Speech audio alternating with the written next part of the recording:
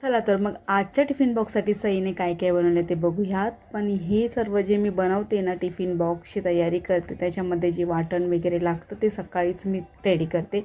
आदल्या दिवशी कोणतीही पूर्वतयारी मी करत नाही. सकाळी उठल्यानंतर सर्व काही करते. हो, आणि ही मिरची आहे ना, तर मी सँडविच बनवलं होतं, त्याचं स्टफिंग उरलं होतं बटाट्याचं, तेच मी मिरचीमध्ये भरलेलं आहे. एकदम मस्त लागते मिरची.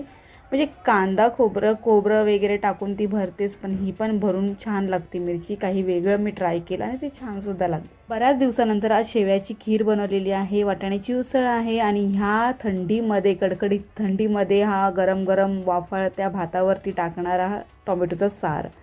तर मेथीचा लाडूसुद्धा हा शेवटचाच राहिलेला आहे. ह्यासाठीला मला मेथीची लाडूसुद्धा बनवायचे. तर आजचा टिफिन पॅक करून मी निघाले माझ्या ऑफिसला. इंस्टा, फेसबुक आणि यूट्यूबवाले खूप सारे प्रेम करता तुम्ही माझ्या ब्लॉगला. चला मग भेटूया नेक्स्ट ब्लॉगमध्ये. बाय.